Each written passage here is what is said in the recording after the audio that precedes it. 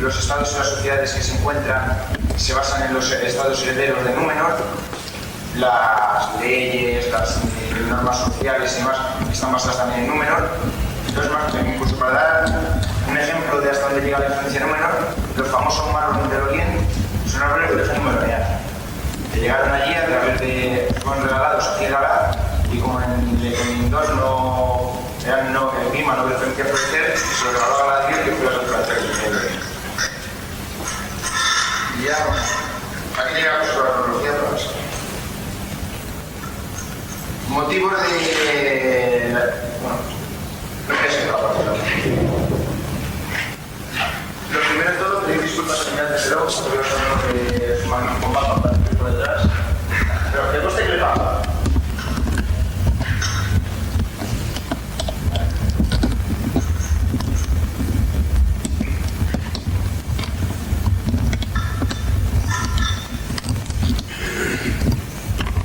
Esto se supone que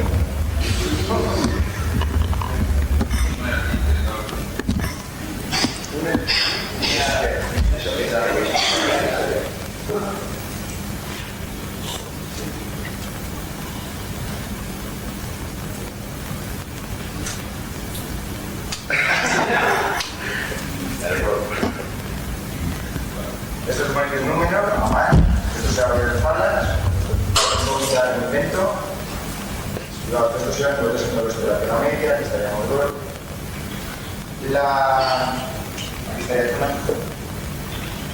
Dada la posición de Númenor y teniendo en cuenta de hecho los numeranos normalmente realizaban sus viajes a la zona de Lindor y del oeste de la Tierra Media, primordialmente incluso cuando iban al oeste al sur, subían y luego a la costa, era bastante probable que hubiera mareas, vientos, más o menos que eran estas regiones. Tenemos también referencia que los vientos en primavera permitían ir hacia la Tierra Media y en otoño permitían volver a instituir con algún tipo de variación estacional. Y esto que tiene con la arqueología es que según se cita en los apéndices de los Anillos, es alrededor de 1800 cuando Númenor empieza a ocupar territorios en la Tierra Media. Anteriormente, en el año 600, Gantur, a bordo del capitán de las embarcaciones del rey, a bordo del Entulese, descubrió, por así decirlo, la Tierra Media, llegando a luego en unos 1200 años después, bueno, antes de eso, Dalatarion funda el puerto de Villarón de aquí, pero luego su sucesora Tarancarime lo abandona. Entonces, los primeros puertos permanentes se empiezan a fundar en el 1200. En la zona de Villarón se sitúa Londaer, ahí se funda Tranquil.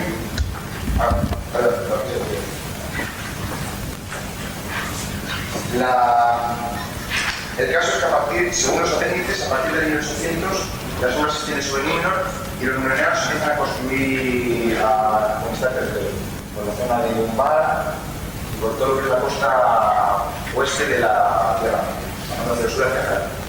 Sin embargo, en los cuentos concursos 2 se cita la fecha alrededor de 1900, un siglo después, para estos acontecimientos. Probablemente sea la correcta, sea la de los cuentos concursos 2, puesto que encaja con el reinado de rey Tarcídatán, que es el primer rey que figura como conquistador de territorios en la Tierra Media. Bueno, la curiosidad para que el mapita es que sabemos que gracias a varias citas, que es esa misma época, en la creación de este rey, cuando los numenorianos doblan el equivalente al Cabo de Buena Esperanza de la Tierra Media y alcanzan la costa este de la Tierra Media. En un periodo indeterminado después, de los cuales somos correctamente las fechas, los numenorianos llegan incluso hasta el borde del mundo y llegan a ver las puertas de la mañana.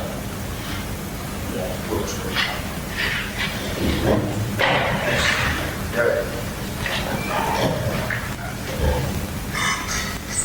El siguiente apartado, motivos de la expansión, por lo que se produce la expansión colonial de Númenor. El primero sería por motivos de orden ideológico. Al principio, antes de la caída de las sombras sobre Númenor, estas razones son sobre todo de auxilio a los elfos, a los elfos Sindar del Oriente, y a los elfos de Lindón, y a los elfos Noldor de región, y a los diversos pueblos y reinos de hombres más o menos salvajes que existen en toda la Tierra Media, y con los Edain se sienten emparentados y por lo tanto con un cierto grado de obligación hacia ellos, como si fueran parientes ricos que tienen que ayudarles.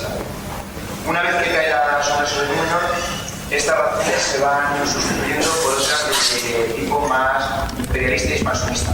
Lo que antes eran colonias comerciales, en las que incluso colonias que eran costosas para Númenor, pero se juntaban para enseñar o para ayudar a diversos estados, se van convirtiendo en colonias de explotación y se van realizando conquistas permanentes.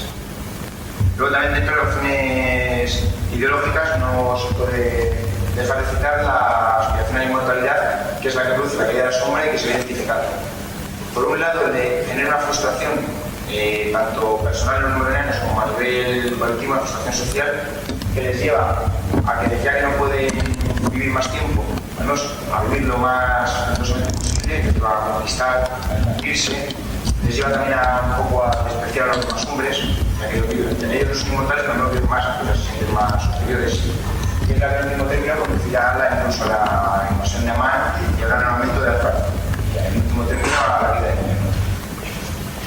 Aunque la ideología es un factor importante para una expansión colonial, no es suficiente. Debe haber razones económicas que justifiquen y que hagan necesario llevarla a cabo, o por mucho que tengan antes de que están imperios, no te no lo pasa.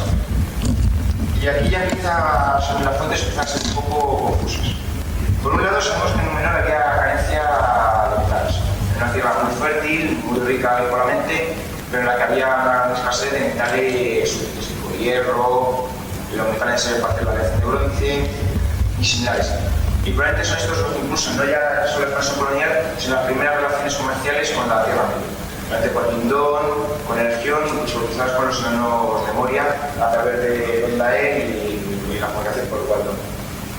También sabemos que los númenóreanos, además de la escasez de metales más útiles, tenían escasez de metales preciosos, de plata y de joyas. Y por lo tanto estas mercancías eran muy valoradas en la tierra de Númenor.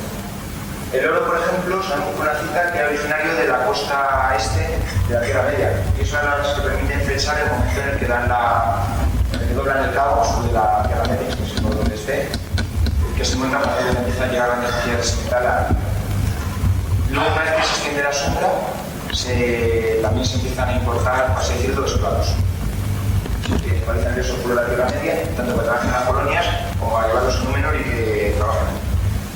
Pero aquí se acaban las justificaciones, y la verdad es que son bastante pobres.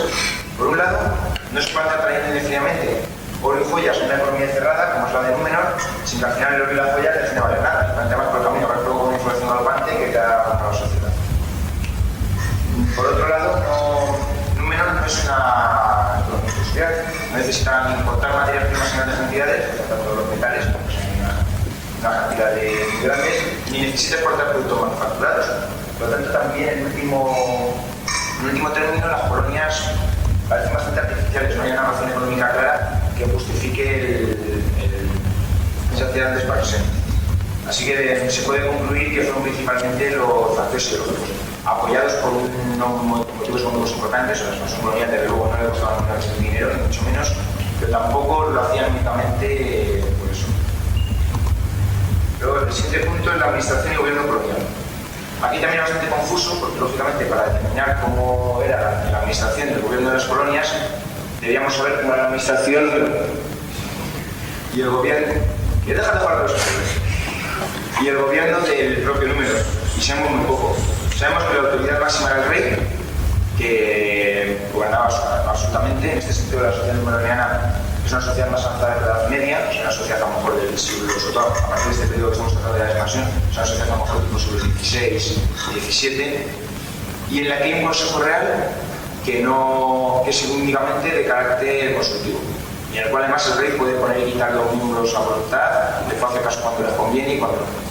No es un poder ilimitado, de vez en cuando el rey utiliza una oposición. Por ejemplo, un caso famoso es el de Tarandarion, cuando nombra heredera a su hija Tarankalime, que tiene lucha contra la oposición de la nobleza, de la y el hueso de la sociedad, y en la que se ve obligado a introducir en las leyes de sucesión restricciones que a no le gustan, pero que se obligó por la resistencia que encuentran. Aprovecho para decir que ese es el tema del rol en vivo que habrá esta noche, muy más publicidad. Y entonces, a partir de aquí podemos intentar empezar a determinar un poco cómo era la administración de las colonias. Por un lado, los territorios más grandes estarían agrupados en una unidades territoriales de gran tamaño, incluso más grandes que el propio Númenor, y con grandes poblaciones, que estarían gobernados por un cargo que, a falta de otro término mejor, lo llamaré virrey, por las connotaciones que tiene, porque la palabra no tiene que ver con Númenor ni nada parecido. El virrey de estos territorios se caracterizaba por tener el mismo poder del rey. Su poder elegía directamente del rey, estaba delegado por él en persona y gobernaba con todas las prerrogativas que podía tener el rey, salvo cuando le llegase a no tener directas del propio rey o leyes generales que hubiese que aplicar.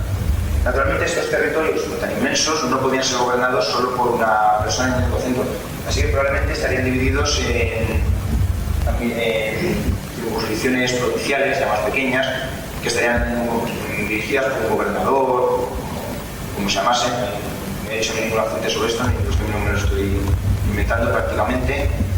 Y en estos casos, el gobernador de este nivel ya no tendría la autoridad que tenía por encima del rey. O sea, ya es un funcionario, pero sometido a las restricciones generales de toda que evita el rey para todas las colonias numeronianas, a la de su virrey y demás. Luego, por otro lado, lo que es la administración en sí, no sabemos nada de ella, no sabemos cómo era la de Númenor. Lo único que se puede saber es que fuera como fuera, la administración japonesa sería similar. Y que muy probablemente, extrapolando de ejemplos coloniales de la saga realidad históricos, los cargos más altos de esta administración estarían siempre reservados a numeronianos de sangre pura, probablemente incluso a la nación de Númenor, mientras que los habitantes de las colonias, ya fueran de los pueblos sometidos o numeronianos de sangre mezclada, o incluso numeronianos de sangre pura aparecidos allí, probablemente tendría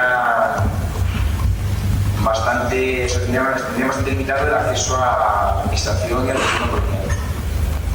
Luego, otro caso, que es otro punto que tampoco sabemos si se producía en Númenor, porque es muy probable que se produjera, pero se produce en la mayoría también de las estaciones coloniales que había en esa realidad, es el del empleo de la administración de justicia como forma de gobierno.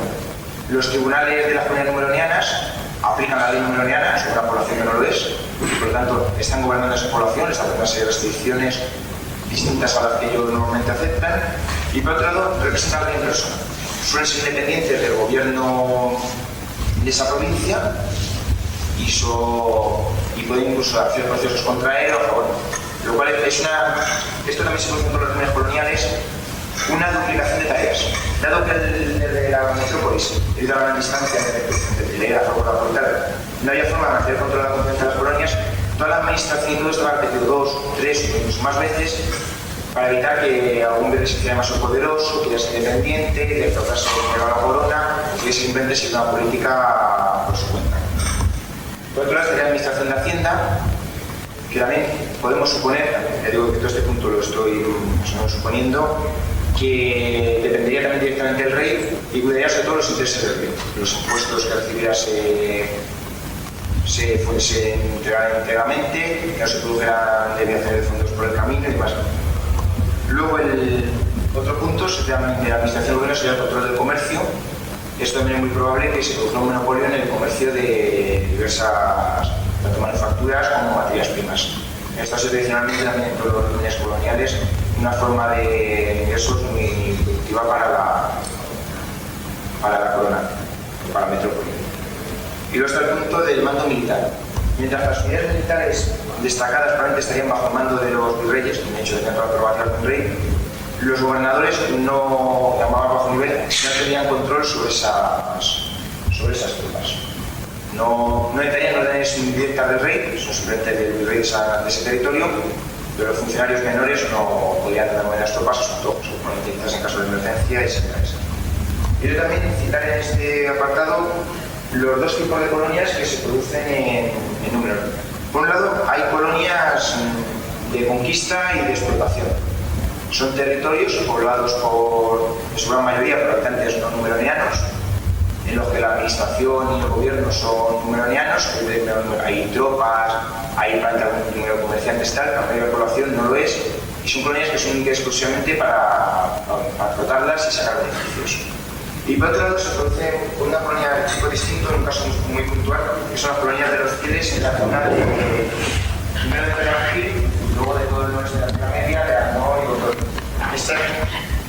Estas colonias son muy distintas porque no son territorios especialmente ricos, no se conquistan con ánimo de explotar a los habitantes, que también son pocos, sino por habitantes de Númenor, que son perseguidos y presionados en Númenor, se ven obligados a emigrar fuera de Númenor a la Tierra Media y a fundar sus propios asentamientos. Entonces son colonias que nacen con una vocación de permanencia, de autosuficiencia, no están para exportar frutos a Númenor o para importar frutos de Númenor para allá, sino simplemente para vivir. No están interesados en conquistar a los vecinos, aunque poco a poco se va produciendo una expansión al ir llegando más colonos y aumentando el número de población que va expulsando por los autóctonos, como se trató en la conferencia de sobre los benedictinos, que es un caso que no se produce en las demás colonias. En las demás colonias no interesa que los habitantes autóctonos vayan, al contrario, interesa que se queden y trabajen para que los numeronianos ganen dinero.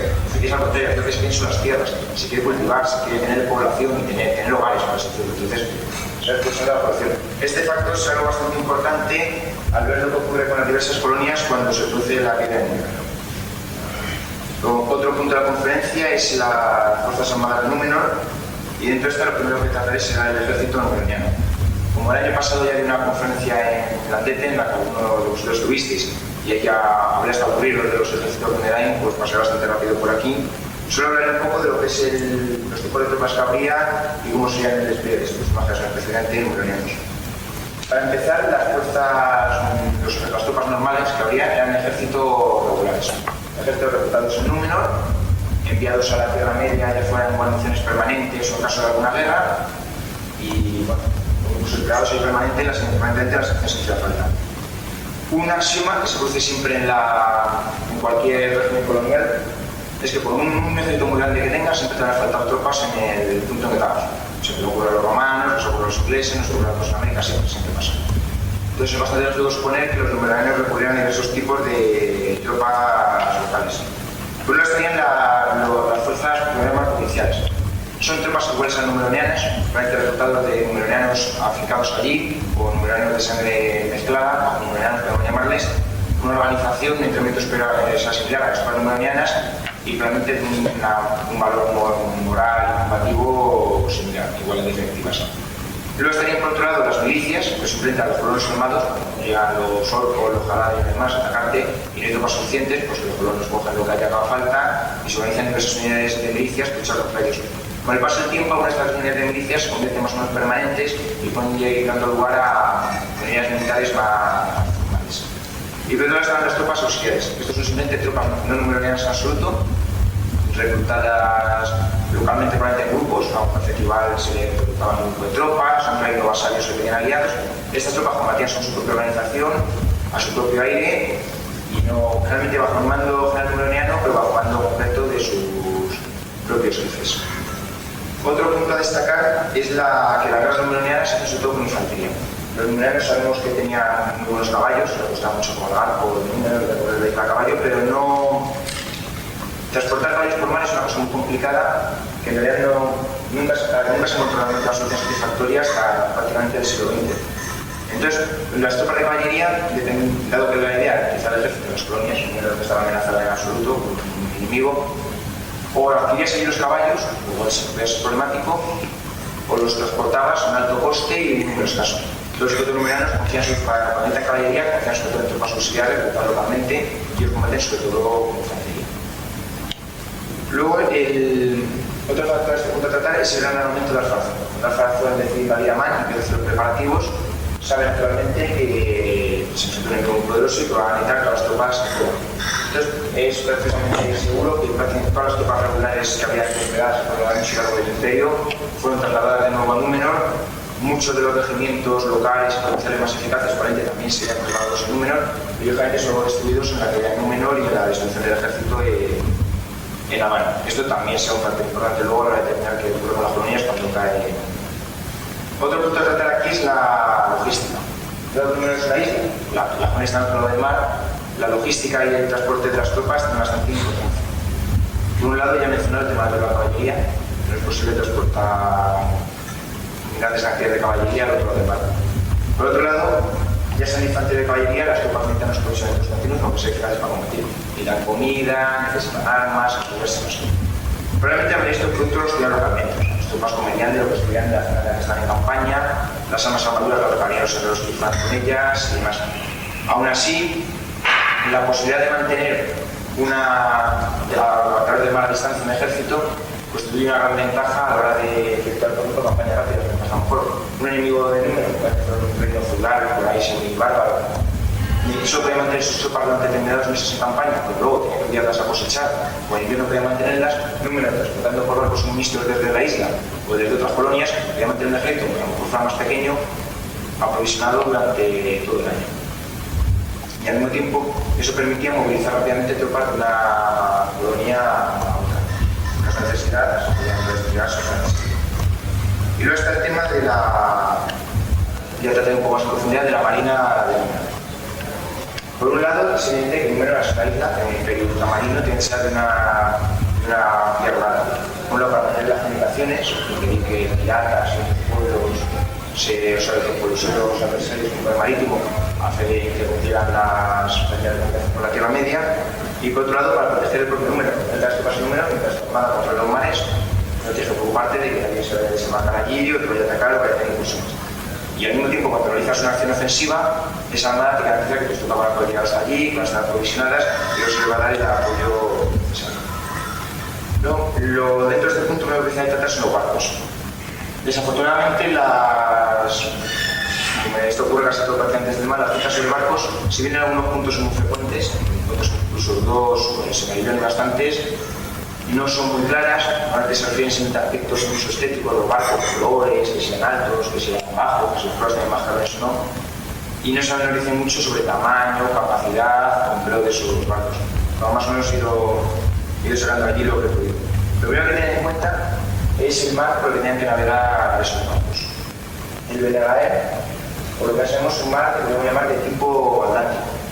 Es un mar grande, abierto, no está cerrado como el Mediterráneo, está expuesto a los elementos, y por lo tanto necesitan barcos bastante marineros. Barcos de casco, o sea, de bastante calado, de casco alargado para poder enfrentarse a las olas, e incluso principalmente por velas, ya que en un mar agitado lo vemos un poco útiles y si estamos cocinando fuertes vientos lo podemos aprovechar para navegar. Ya he mencionado aquí el tema de la posición de Númenor, las corrientes marinas, que es en esa dirección, y los vientos estacionales que permitían navegar a una dirección neutral. Desafortunadamente es imposible determinar cuál es la posición exacta de Númenor respecto a la Tierra Media. Por lo tanto no sabemos cuánta es la distancia de viaje. Probablemente sería algo menor a la que hay entre la que separa Europa y América, y por lo tanto los viajes transcurrirían en unos pocos meses, pero no lo sabemos con seguridad, es pura conjetura. Sobre los barcos. Los primeros barcos numeronianos están basados en los barcos construidos por los elfos durante la Primera Edad. De hecho, los primeros carpinteros navales numeronianos son enseñados por Tirdan y los demás y sus carpinteros. Entonces, primero se puede intentar terminar con una de estos barcos de la Primera Edad. Según se cuenta en el Silmarillion, el arte de la construcción de naves fue enseñado a los Teleri por Ose en Torres. Estos son los famosos barcos cisne, decorados con el azabache, y no sabemos mucho de ellos, solo que están equipados con velas y barcos. Nada hace para que estaban construidos, los Teleri los ponían sobre todo para fines más lúdicos, para navegar, para irse del mar, para realizar pesca y demás, pero no estaban entre los comerciales y la atracción. Y la única referencia de narración que tenemos de uso que se hizo de esos barcos, que es la vida de los Noldor, se puede determinar que eran barcos similares, por ejemplo, a los barcos de guerra antiguos. Barcos muy marineros, barcos muy rápidos, muy gráciles, podemos llamarles, pero con una capacidad de carga muy baja y por lo tanto una tripulación bastante pequeña y una autonomía muy baja. Eran unos 30 metros, equipados con un único mástil, vela cuadrada, que es la más idónea para formar de este tipo, y equipados con unos 20 o 30 remos. Barcos más largos de este tipo son bastante inmanejables. Uno de estos barcos puede transportar como mucho, bastante apretados, unas 300 personas. Si se intenta hacer un viaje de larga duración, pues cruzar todo el Belegaer, pues en la parte más estrecha, la tripulación francesa tenía que ser bastante menor para poder dar las provisiones necesarias para el viaje. En condiciones ideales, un viento a favor, la tripulación descansada todos los remos, el mar en calma y tal, venían a alcanzar los objetivos. En condiciones normales, probablemente a lo mejor 2/3 partes de esa velocidad o menos. Sin embargo, no es exactamente estos barcos donde se originan las tradiciones de construcción naval numeriana, ya que en realidad los numerianos no tienen contacto directo con los Ford de Amán y de todo el SEA y mucho menos con sus embarcaciones o con el resto de su tecnología. Ellos se basan en los barcos construidos por los Sindari Beleriand. Bueno, podemos determinar que estos barcos, los Sindari Beleriand, también los sorprenden en algún tiempo de OSE y por lo tanto tienen un origen parecido, pero serán condiciones divergentes. De estos barcos conocemos todavía menos que lo de los Teleri, porque sí tenemos una narración de un solo uso. Lo que ya tenemos es un único barco, el Piquilot, y tampoco sobra mucha información. Se ve que era un barco bastante pequeño, ya que solo estaba con tripulantes, que no era demasiado pequeño, puesto que pudo realizar el viaje de atravesar el mar, que está equipado con varias velas, no sabemos si con mástil o varios, y remos. Aquí este punto se produce una contradicción. O sea, en un barco procedente integral que cruzar el Atlántico, los remos con 4 tripulantes, los remos son absolutamente inútiles, con mucho que remen, con 4 tripulantes no van a añadir nada a la velocidad del barco ni a sus condiciones. Incluso si intentan mover fuera sin vela, ya con hermanos a aburrirse que no van a llegar a ningún sitio, se tienen muchísimo más menos. Esto podría explicarse si esos remos a los que se refiere el Silmarillion fueran en realidad los timones de popa del tipo usado por los romanos, los griegos o los vikingos. Dos grandes remos, uno colocado a la derecha y a la izquierda de la popa, o un único remo que se movía según hiciera falta para efectuar el giro y que eran menos eficaces que los timones, pero podían cumplir su función. Si esta hipótesis es correcta, pues tenemos un dato más que nos permite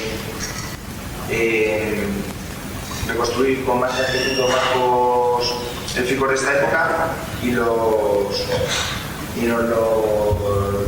mucha gente. Sí.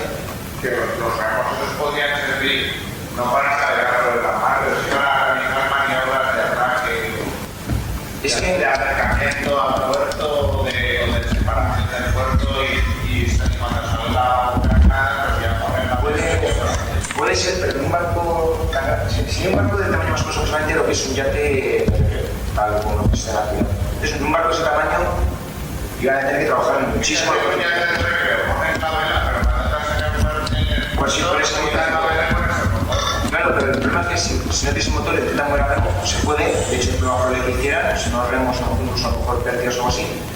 Pero es una cosa bastante trabajosa y utilizable solo para la mínima maniobra para atacar en el puerto. Pero no necesitaría mucho tampoco, no se trata de hacer una carga de billetes, sino solamente acercar el barco al puerto. No, pues sí puede ser también una posibilidad, que fueran barcos únicamente para realizar, remos únicamente para realizar maniobras. Luego, tras la guerra de la cólera, se sabe que los Elain son transportados en números en barcos élficos tripulados por elfos, no son barcos los Elain tripulados por Elain, mucho menos. Es una licencia pública que nos pusimos en musical. Y también sabemos que están propulsados principalmente a vela, pues hemos para alcanzar el menor y en vientos favorables. Ahí nos hacen una mención a remos, lo cual indica por supuesto que no existían, que no se lo mencionan. También es muy de destacar que se pone bastante énfasis en la narración en que los baladas mantienen el mar en calma durante toda esa travesía. Esto puede indicar que esos barcos no eran capaces de realizar el viaje en menor sin condiciones normales de navegación. Y por lo tanto nos volvemos a encontrar un poco con lo que son los barcos vikingos. Un barco vikingo podía atravesar el Atlántico por el norte, eso parece bastante probado que llegaron a América alrededor del año 1000 o más o menos, pero haciendo escalas desde Inglaterra a Irlanda, de Irlanda a Islandia, de Irlanda a Groenlandia, de Groenlandia a América. Sin embargo, un barco vikingo es absolutamente incapaz de realizar el viaje no habría podido atravesar América a la noche. Aquí tiene un proceso mismo, los barcos élficos pueden atravesar el Belegaer por su punto más estrecho, por el norte, por el sur del Carase, y sin embargo no podrían atravesar ese mar en el punto más ancho, a ser que recibieran ayudas excepcionales, vientos favorables, artificiales, por así decirlo, y mar en campo. Una vez desembarcó los Elain en número, los elfos los grandes volvieron a su casa y se llevan la inmensa mayoría de los barcos, no solo unos pocos. Esos pocos barcos, junto con los conocimientos para los capitanes navales Edain había aprendido con izquierda, constituyen la base del desarrollo naval numeroniano. Desde la fundación del reino, los numeronianos hacen un amplio uso de esos barcos. No solo la mayor parte del transporte de mercancías se realiza por mar, y la pesca se cita expresamente que era la principal fuente de alimentación de los numeronianos, sino que también se cita que tienen un gran amor por el mar, las relaciones principales del deporte, gustaban mucho con todo tipo de botes, navegando, sumergiéndose, nadando, haciendo regatas y similares. Durante este periodo, los numeronianos estaban construyendo barcos más grandes, barcos quizás no se produce una mejora radical, es un periodo de casi 600 años, pero a poco son barcos más seguros, más grandes, más marineros, capaces de realizar viajes más largos. Como los numeronianos tienen prohibido abandonar, alejarse hacia el oeste, hasta más allá del este número, van haciendo sus viajes hacia el este y a veces intentan ir superando sus propias marcas. A veces hacen barcos más grandes, más marineros y van alcanzando más distancias. Finalmente, como ya mencioné, en el año 600, Leantur, capitán de las embarcaciones del rey, alcanza la Tierra Media, el golfo de Turese, que descripción significa retorno, en la zona de... A medida que aumenta la capacidad de estos barcos y se van haciendo más importantes para la economía número, no solo se transportan más mercancías por la costa, sino que cada vez mercancías más grandes, a un coste más económico. Al mismo tiempo, los marineros son los héroes de las ciudades numeronianas, son los que van haciendo las hazañas, son los que van... Número que te cuenta que es una tierra bastante paradisíaca, en la que no hay ni grandes montañas inalcanzables, ni desiertos, ni enemigos con los que pelearse, ni cierta. Todos los únicos héroes que tienen las numeronianas son estos marinos, que cada vez van mirando más lejos. Esta tendencia de cada vez mayor estimación de los marinos, cada vez mayor importancia de la economía, si antes se va creciendo aritméticamente, crece exponencialmente desde que Leantur descubre la Tierra Media. En pocos años ya hay asentamientos permanentes, se produce tráfico comercial, los marinos tienen celebración en la sociedad numeroniana. Un símbolo de esta creciente importancia es que el propio rey Carmen-el-Dur se casó con la hija de Leantur. La que como si la hija de un marino se consideraba de linaje similar al de un rey. La evolución de los propios barcos, tanto de esta época, estos 600 años que transcurren, o hasta estos 700 años que transcurren hasta la Tierra Media y la progresión de número, es lenta pero constante. Si tomamos como base los barcos similares a los vikingos y tenemos en cuenta que los barcos empleados en la época de Leantur deben ser barcos similares a las calaveras, bocas, naos, los más barcos usados en la época de Colón y similar, los barcos no aumentan mucho de tamaño, de hecho se hacen más largos, incluso a veces se acortan, pero el desplazamiento es mucho mayor. Los cascos se van haciendo más profundos, los barcos se hacen mucho más redondeados, transportan mucho más carga, las velas no van mucho, pasa un único mástil, una vela a varios mástiles con varias velas, se utilizan las velas latinas aprovechando por los vientos y para finales de maniobra, se preparan funciones marineras. Entonces esos barcos vivían antes, a lo mejor podrían... No tengo aquí la referencia, probablemente la capacidad de carga aumenta de alrededor de 1,1 toneladas, o sea, el barco vikingo hasta unas 400 toneladas para los barcos más grandes y unas 100 toneladas para los barcos más ligeros, tipo naos, empleados para exploraciones, comercio de mercancías valiosas y de pequeño peso y similares. Y sobre todo estos son barcos mucho más marineros y capacitados para realizar viajes oceánicos.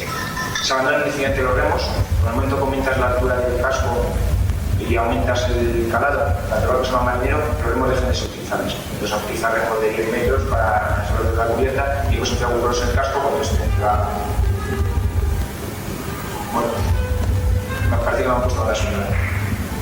Y nada, pues entre los avances que se producen se pueden contar los múltiples, principalmente en el de timón, que ya se utiliza los remos bidireccionales, creo que se utilizan los remos, como he dicho, se abandonan los remos como medio de propulsión.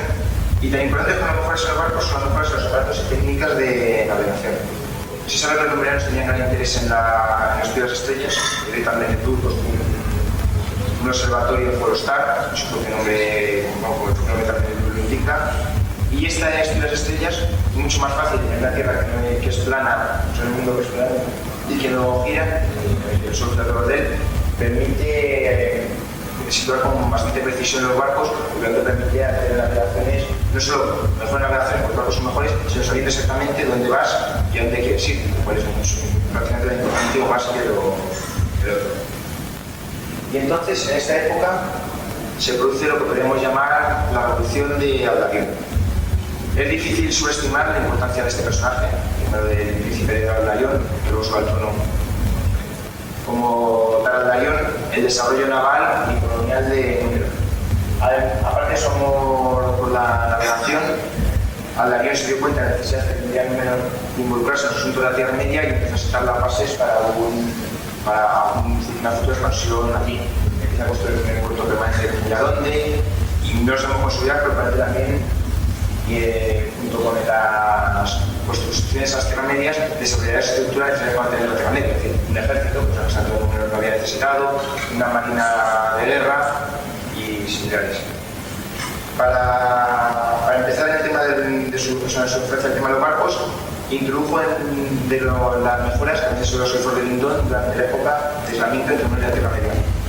No es probable que en esos años se hubieran producido muchas mejoras que los numeronianos hubieran desarrollado por su cuenta, pero las que se produjeron se cita expresamente que fueron aprendidas por él en persona y luego introducidas en los barcos que él mismo diseñaba en Númenor.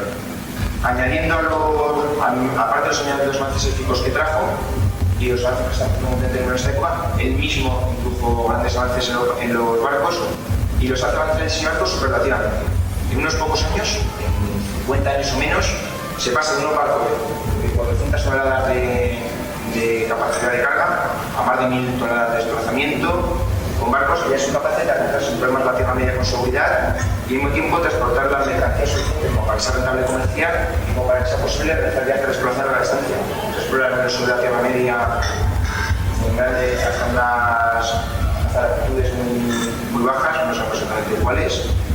Y además son barcos que también se nos citan que son capaces de enfrentarse a cualquier enemigo hostil que se encontrase. Son los barcos que ya son superiores a cualquier barco que hubiese en la Tierra Media, excepto los de los elfos. Y más probablemente en esta época ya empiezan a ser barcos mejores que los propios elfos. Por otro lado, queda de los aventureros. No conocemos cómo era exactamente su funcionamiento, pero probablemente funcionaba como una mezcla de centros de estudio donde se hacían expediciones cartográficas, bibliotecas que almacenaban las investigaciones obtenidas y al mismo tiempo funcionaba como centro comercial y normativo, financiando y organizando los viajes, estableciendo las normas que tenían juntas a estos viajes, los tipos de comercio que iban a realizar y similares. Y por último, tenemos un concepto completamente nuevo que es la posibilidad de fabricar barcos en la Tierra Media. Vale, es un concepto muy obvio y se había ocurrido a cualquier persona. Es característico de Aldarion. Por un lado, permite aprovechar los recursos de la Tierra Media, sobre todo la madera. Incluso empezaba a escasear en Númenor, a pesar de los programas de regulamiento que hacía Aldarion. Por otro lado, aparte de producir este impulso logístico, es decir, vale, voy a llevar con solo 3 barcos, pues hay varios costes que necesite para tener 6. También crea la necesidad de tener bases permanentes, de crear estudios en la Tierra Media. O sea, al mismo tiempo, por un lado, da los medios para hacer una expansión y por otro lado, crea motivos para esa expansión.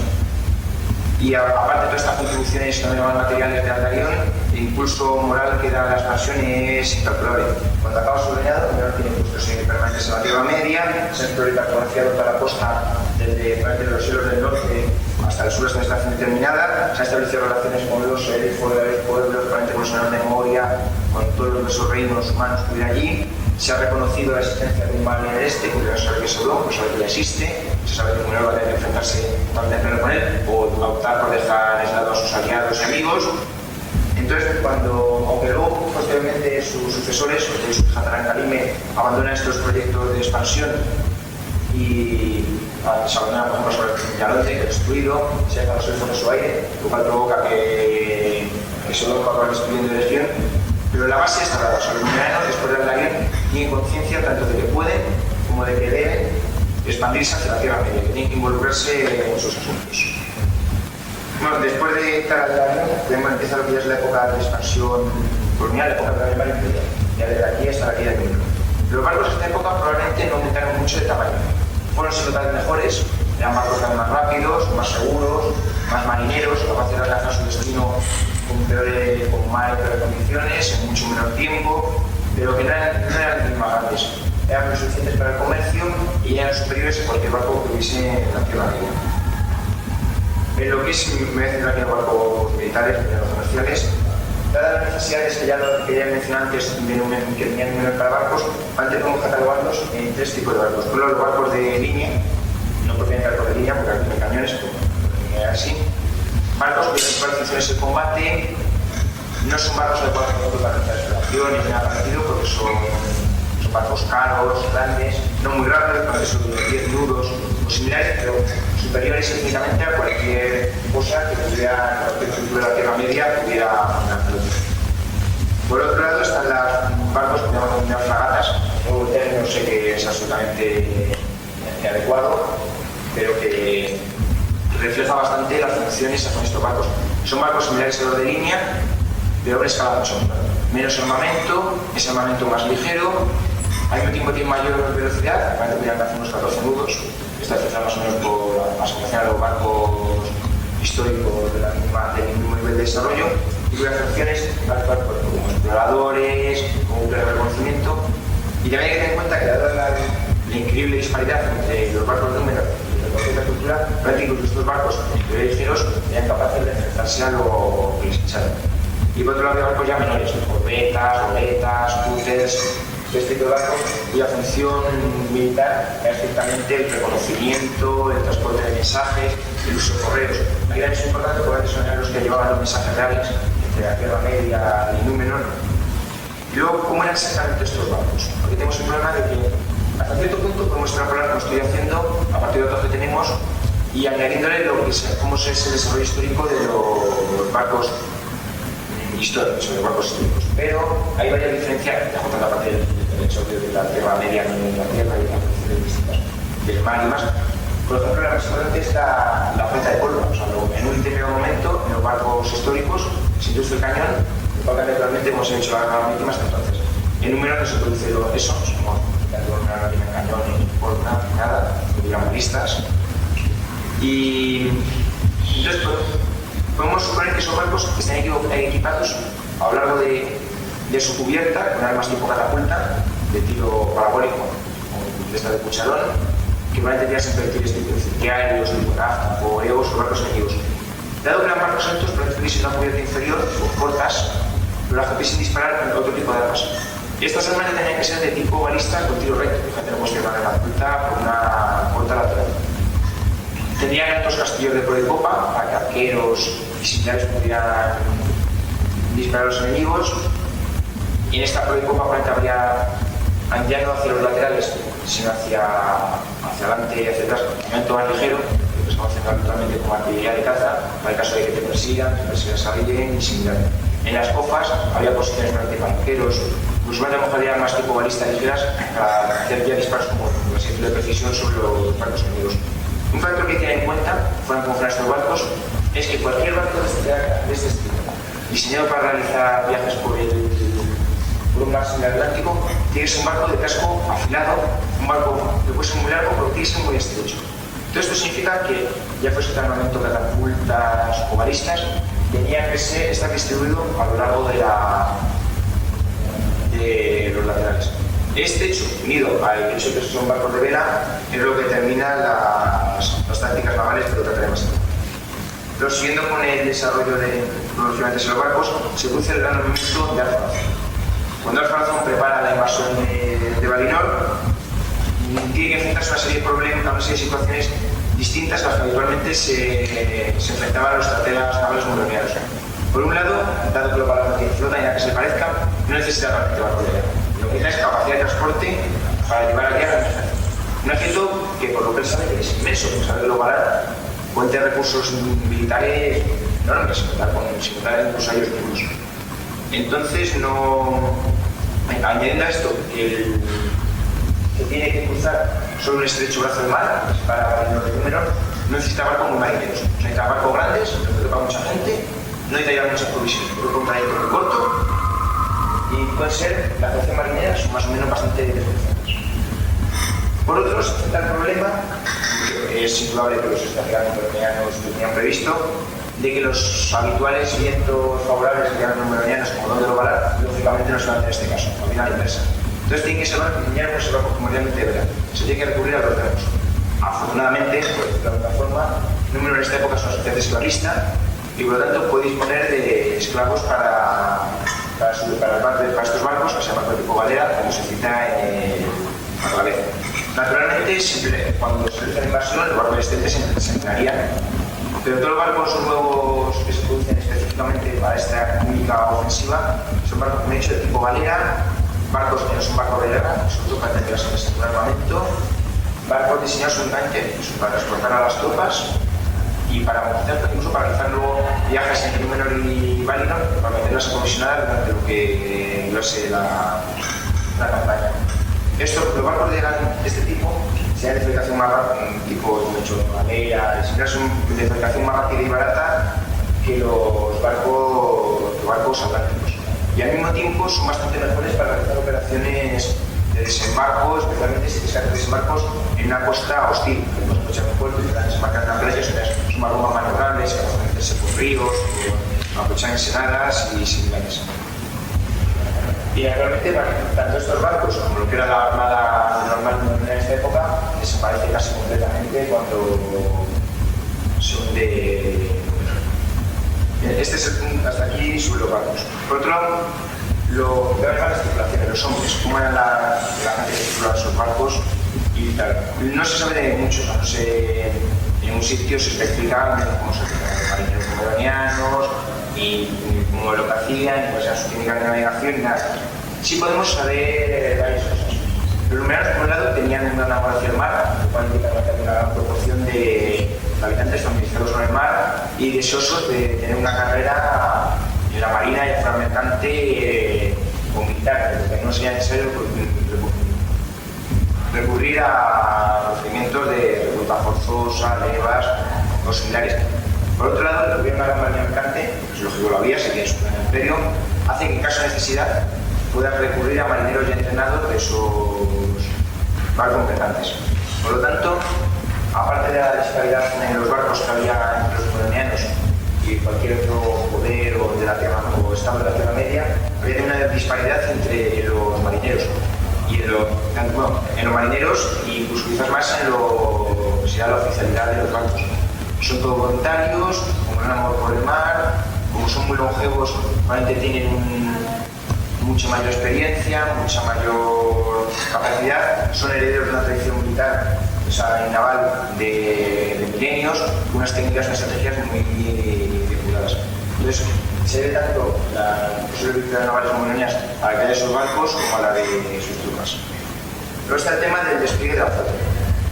La flota estaba, lógicamente, se desplegaba para cumplir los fines, aquí lo mismo, no se menciona en ningún sitio donde desplegaban los númenorianos sus barcos. Pero hay varios puntos en los que podemos estar seguros de las necesidades de esos barcos. Puesto que no había ningún estado que hubiese amenaza a Númenor, no era necesario meter la flota allí. Allí hubiese unos barcos de reserva para enviarlos a la Tierra Media cuando hiciese falta, barcos misiones para la comunicación y tal, y barcos tipo fragata para intervenir piratería, contrabando y desmanes similares, pero no para la flota militar. La mayor parte de los barcos de guerra, lo que llaman mencionantes como barcos de línea, estarían desplegados a lo mejor en escuadrones, más o menos grandes, y distribuidos a lo mejor bastante separados por la Tierra Media, uno por virreinato, bajo una autoridad más o menos local, y esos barcos se emplearían para campañas militares, para que resultasen muy largas, la disparidad naval, que luego los númenorianos llegaban, pasaban y se volvían a su puerto. Y ni siquiera tienen que ser poderes muy grandes, a lo mejor 10 o 12 barcos númenorianos pueden acabar con 30 o 40 barcos de unidad real, cualquier, incluso más. Los barcos ligeros, lo que llamamos fragatas, antes estaban ya mucho más extendidos por la Tierra Media. Estos ya no estaban desplegados en los escuadrones. Parte de ellos estaban asignados a los escuadrones para labores de exploración, reconocimiento, enlace, pero la inmensa mayoría estarían sueltos, haciendo labores de control, de lucha contra la piratería, de reconocimiento. Dada la superioridad naval, probablemente se bastarían para encontrar cualquier otro que se encontraran. Y de hecho, para muchos habitantes de la Tierra Media, el único barco de guerra númenor que había en su vida sería este. no era necesario nada más. Aparte de estos dos tipos de barcos, pues había cualquier escuadrón o flota que se utilizase, contaría con barcos auxiliares, ya sea barcos de caja para provisiones, bergantines ocultos para realizar la labor de enlace de exploración y similares. La flota realmente era mucho más pequeña de lo que podemos suponer, dado el tamaño del Imperio Numeriano. Dado que no hay ningún otro gran reino o imperio que compita con número y para tener una gran cantidad de barcos, y ahora hay una gran disparidad tecnológica con los reinos pequeños que existen, no se puede permitir tener flotas muy pequeñas. Realmente el factor a la hora de determinar el tamaño de la flota no era tanto la necesidad de derrotar al enemigo, la necesidad de los barcos extras. Cada vez que tú con 10 barcos vas a derrotar a todos los barcos junto a la Tierra Media, esos 10 barcos no tienes el lugar adecuado porque falta. Y en cuanto a la táctica y combate desarrollado por estos barcos, me he dicho, se basa en dos puntos. Por un lado, el armamento tiene que estar sea del tipo que sea, tiene que estar desplegado en las bordas, a los lados, y son barcos de vela, donde pueden moverse contra el viento y se mueven mejor a favor del viento. Entonces, la forma óptima de aprovechar estas condiciones es formando formaciones un barco detrás de otro, así te impides que el enemigo te pase por delante y el ataque de tu lado más protegido, pues va con la popa, y al mismo tiempo tú concentras todo el poder de fuego de tus barcos sobre el enemigo. Las batallas navales modernas empezarían con sus barcos desplegados de esta forma, se pondrían frente a gran distancia al enemigo tras su armamento, le bombardearían un rato para que se pudieran responder, y luego una vez que el enemigo estuviera desorganizado, más gasto que hay que tener en cuenta, los barcos franceses serían muy superiores en número a los numerianos, los barcos numerianos romperían la formación y se lanzarían a abordaje. Dado que no había cañones, no había la posibilidad física de pillar distancia de los barcos enemigos, lo que hacían los barcos numerianos, una vez que el enemigo ya estaba desorganizado, un barco numeriano se enfrentaba a un barco enemigo, aprovechando su mayor altura de bordas o su estilo de por y popa, le bombardeaba con otro tipo de proyectiles, la abordaba, dado que sus tropas infinitamente mejores, eso le costó un gran esfuerzo, pasaba al siguiente barco y así. Van también los proyectiles incendiarios para destruirlos. Luego, ya dejando aparte los barcos, está el tema de todo en general de las fuerzas armadas numeronianas, el barco, los armaditas y el ejército y tal. Está el tema de las ventajas que tenían sobre ser la Tierra Media y lo que les permitió un victoria. Esta mayoría de las ventajas se pueden agrupar en una serie de puntos que el historiador Geoffrey Parker, una vez, del modo occidental de hacer la guerra. Propuso ver porque los occidentales habían conquistado a la mayor parte de los pueblos de la Tierra y similar. Por un lado, uno de esos factores es la tecnología. Y al estar hablando de la Tierra Media, las pruebas numerianas que tenían mejores armas, el de acero es un ejemplo, mejores armaduras debido a la sostenibilidad de fabricación. Como es propiamente una tecnología fabricada, también hay que señalar que disponían de mejores caballos o de infraestructuras. Esta ventaja se da también más que en tierra en el mar, tenían barcos más grandes, más rápidos, más resistentes, mejores armados. Otra ventaja de estas militares es el tema de la disciplina. Sabemos, por la organización de los conglomerados, que los ejércitos numerianos son ejércitos disciplinados, que mantienen formaciones, y esto probablemente es algo que la mayoría de los ejércitos de la Tierra Media en este época no pudieran hacer. Eran pueblos bastante salvajes, poco desarrollados, que combatían, no ya en horda, combatían más organizados que eso, pero sin la disciplina y la organización que tenían los numerianos.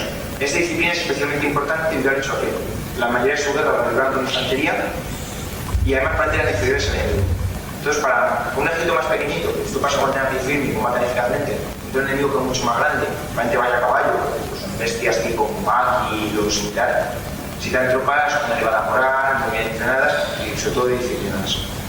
Otro punto que menciona este historiador Geoffrey Parker, que es sería el de la agresividad, el modo agresivo de hacer la guerra.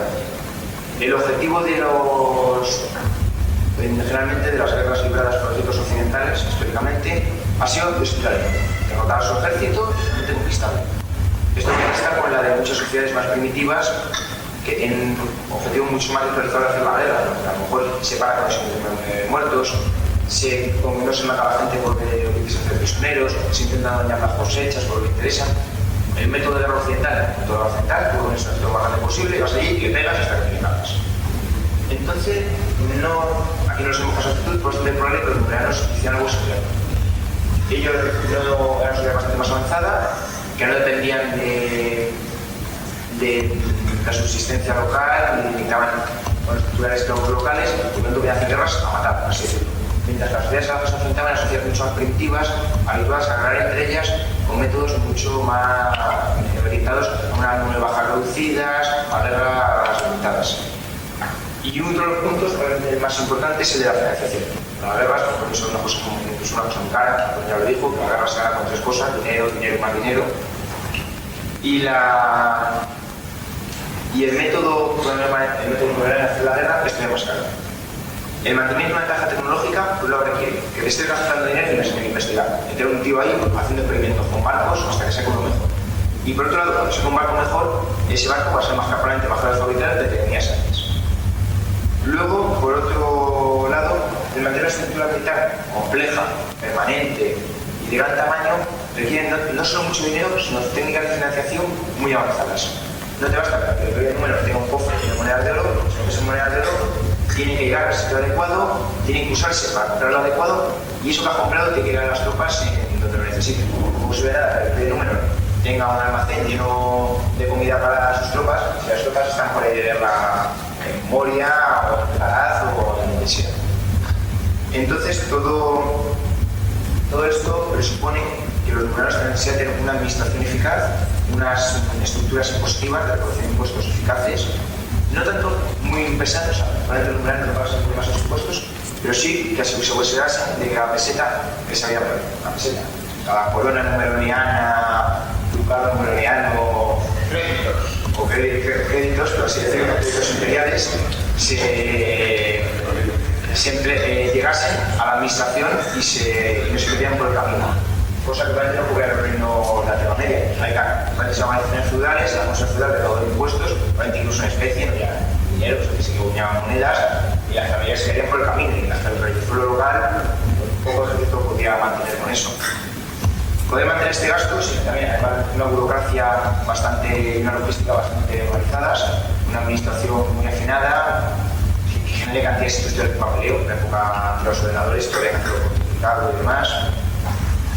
Y además, unas estas técnicas no solo de movilización de dinero, o sea, no en efectivo, sino de movilización de crédito, los muy ricos de números, el momento que te va a hacer una guerra de improviso, juntar una flota y mandar un ejército, probablemente tienen el cofre, entonces tendría que ir algún banquero y pedir un préstamo, hacer el equivalente a la letra del tesoro, etc. Todos estos mecanismos, que históricamente en Europa se han desarrollado a lo largo del siglo XVII, es bastante probable que los numerianos los fueran desarrollando también en su época de expansión colonial. Como ya mencioné antes, el gremio de los aventureros puede funcionarse en este sentido, adelantando dinero a una expedición y luego el dinero que se tenía que dar devuelto con los hallazgos de esa expedición o incluso a lo mejor a fondo perdido a cambio de conocimientos que trajeran. Entonces, una vez que tienes una estructura administrativa y financiera de este tipo, pasas a, por un lado, hasta ese punto es una gana. O sea, tú si quieres mantener tu gran ejército, pobre ventaja es que encima te hace tener burócratas trabajando y tal.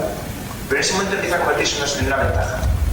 Porque mientras que el realizador local a lo mejor no necesita pagar el sueldo a burócratas, él solo puede meter el ejército pequeño que puede alimentar el terreno y además depende de sus señores ciudades para mantenerlo. Sin embargo, el de número puede juntar un gran ejército, mandarlo a otro lado del mar, tenerlo aquí en guerra permanente durante 500 años si hace falta y tenerlo pagado y alimentado durante todo ese tiempo. Y más para hacerlo de improviso. O sea, a lo mejor un estado de la Tierra Media que fue muy grande, podía apuntar un ejército grande. Nos tomaría meses, preparar logística, llegar a acuerdos para ser locales para organizar el dinero. Los numerianos podían hacerlo prácticamente al momento. El número conseguía el dinero mediante estas técnicas de crédito, encargaba tanto a compañías privadas comerciales que iban a ser las que necesarios y en un momento dado podía tener, un tiempo todavía largo, estamos hablando del siglo XVII, que se ha hecho para despliegar rápido y ha parecido. Pero en un tiempo muchísimo menor que podían sus diferentes en la Tierra Media, desplegaron un ejército y simplemente el ejército fue más rápido. Y además, como ya mencioné antes, era mejor. Luego, una desventaja, según se mide de Númenor, es que no tiene competidores. Númenor no tiene un estados equivalentes, por el pasado a las potencias coloniales europeas, contra las que tenga que enfrentarse, y tiene grandes reinos en la Tierra Media que pueden hacer sombra. Entonces, vale, por lo esto es una ventaja. Si no tienes enemigos, pues tanto mejor. Pero produce, ahora estamos tratando del desarrollo militar y tal, que es una desventaja. Como he dicho antes, los barcos, a partir del periodo de Tarandario, probablemente mejorarse, pero no hace falta. Cuando tú ya tienes un barco que es mejor que cualquier cosa que tiene el enemigo, pues pasa a hacer algo mejor.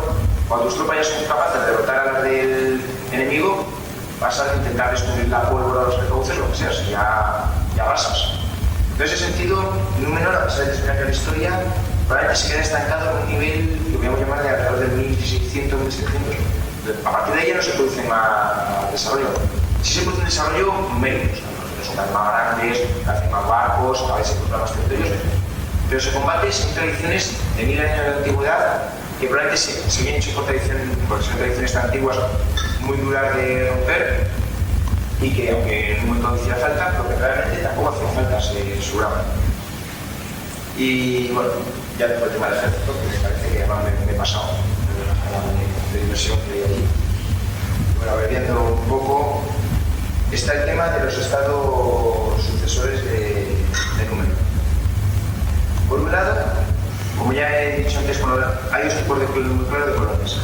Por un lado, las colonias de explotación, podemos llamar, cuando cae Númenor, genera o desaparecen directamente absorbidas por su propia población númenoriana o por vecinos independientes, o generan, si acaso, dentro del tipo helenístico, con una alta nobleza y una casa real númenorianas, aunque poco a poco van dejando de ser las que con la sangre, pero en la que la inmensa mayoría de la población es de los habitantes locales como decía antes.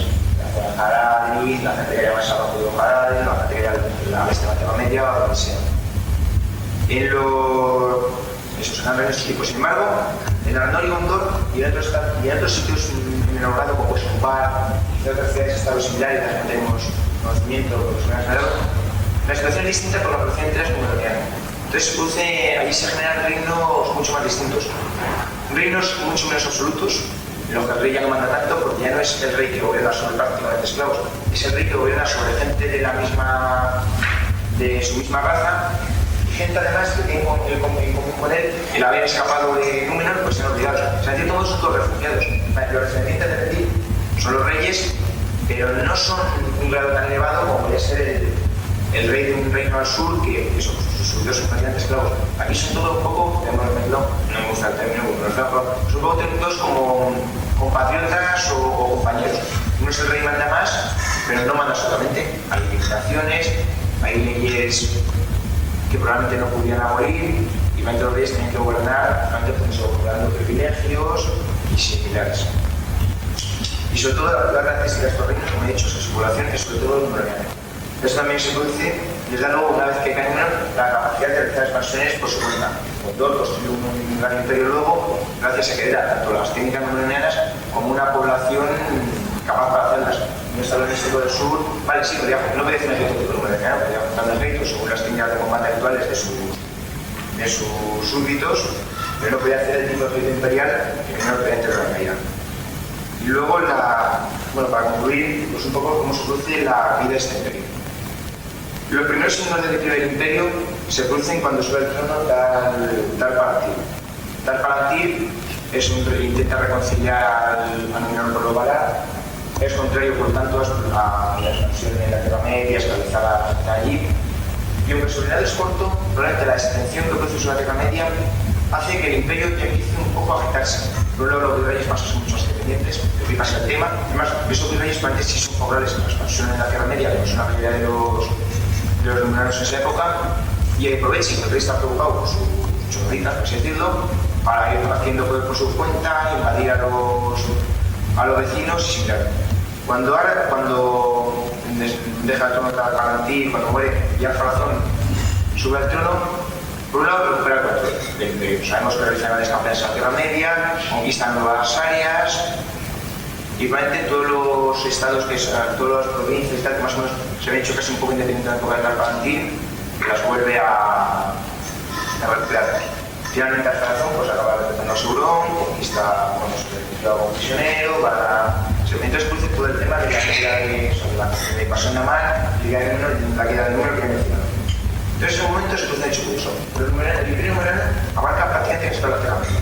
He dicho todas las costas. Y sin embargo, coincidiendo con la caída de Númenor, el imperio desaparece completamente, se fragmenta.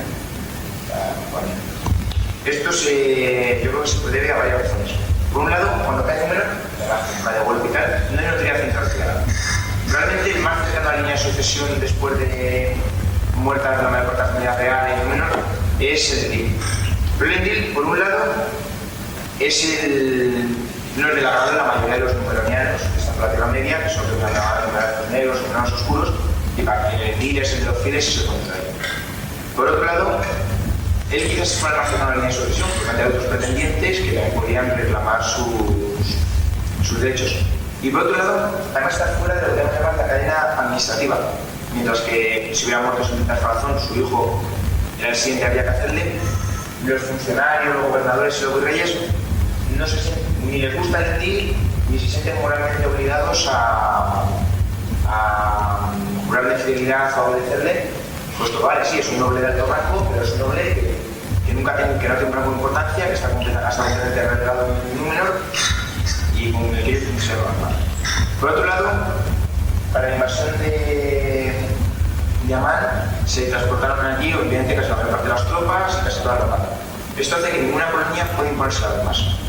Ni siquiera no hay un dos un cierre de frontera, más ocupadas en su propia expansión, en su propia farmacia, consolidación y la gran según tienen enfrente. Y la mayor parte de otras colonias son colonias que se encuentran de repente con que se han quedado sin ejército, sin armada, ya no pueden llamar al ejército central cuando hace falta, muchas de ellas caen, pues, sus propias poblaciones como comienzan a elevarse, estados vecinos se invaden, otras siguen bajo la autoridad de sus gobernadores numeronianos, pero carecen de los medios para llevar un poco a los demás y recuperar todo el imperio, aunque sea sin número. Y bueno, más o menos con esto.